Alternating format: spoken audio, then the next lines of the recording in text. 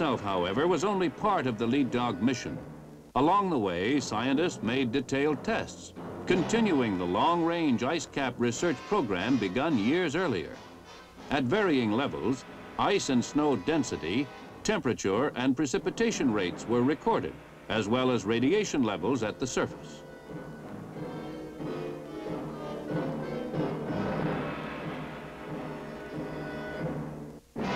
The caravan's work schedule of 12 hours on and 12 hours off left ample time for relaxation inside the steam-heated wanigans as the mammoth tractors pulled them mile after mile across the vast white desert.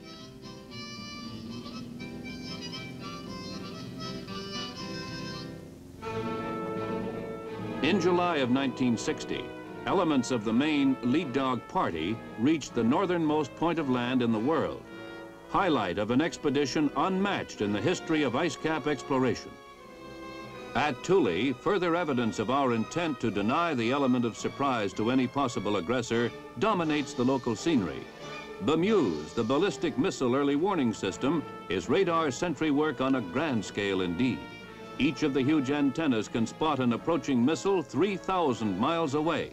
Thus, the Thule station, with its counterparts at Clear, Alaska and in the British Isles, will give us an unbroken radar screen against surprise attack by missiles from across the pole.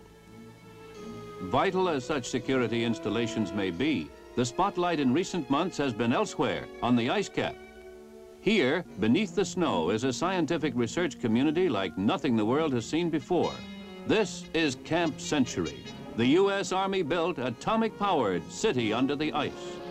No doubt there were moments when the builders of Camp Century felt a certain amazement at what they were doing and where, but the work was done, and done extremely well. Inside the man-made snow caves, the foundations of the living quarters were quickly constructed. Then, in rapid succession, the walls were put up in prefabricated sections.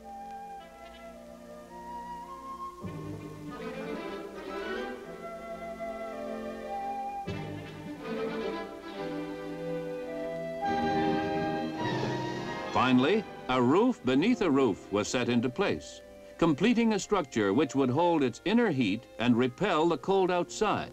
In effect, a house-sized thermos bottle.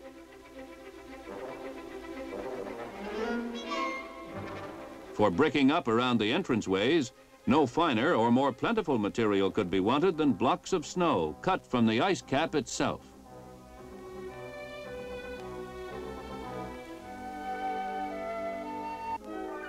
The heart of this unique Arctic research center is an atomic reactor, which provides it with power, heat, light. This critical mass of fissionable material is a nearly inexhaustible source of controlled energy for all the needs of this ice cavern city.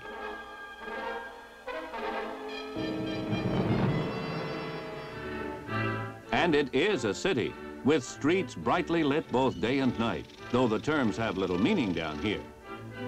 There are plenty of exits to the surface, of course, but emergency escape hatches like this one ensure that no blizzard could ever trap the citizens of Camp Century beneath a sudden pileup of snow.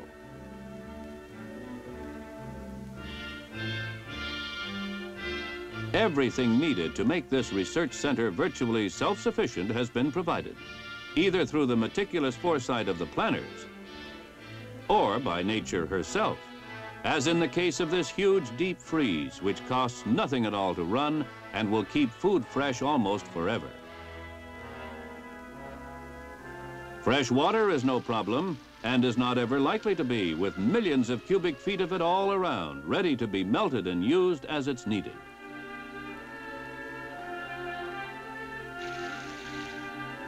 A modern, spotless kitchen provides food that is plentiful, skillfully prepared, and attractively served. And if one can judge from its reception, it is thoroughly enjoyed by all. In fact, aside from having no windows to look out of, the resident of Camp Century has all the comforts of home.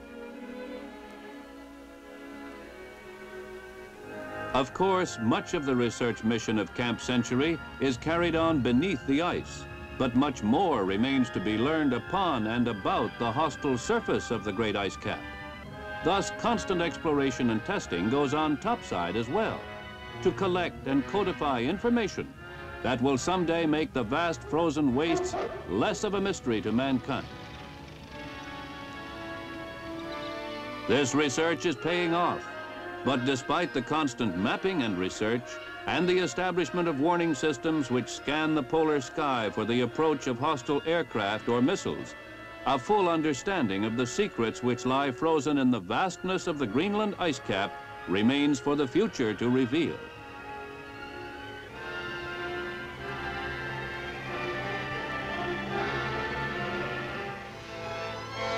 So today, a chain of common purpose, unbroken by national boundaries, stretches from Alaska in the west, across the wide reaches of Canada, and on to Greenland in the east. Denmark, Canada, and America working together to form a cordon of united strength across the top of the world.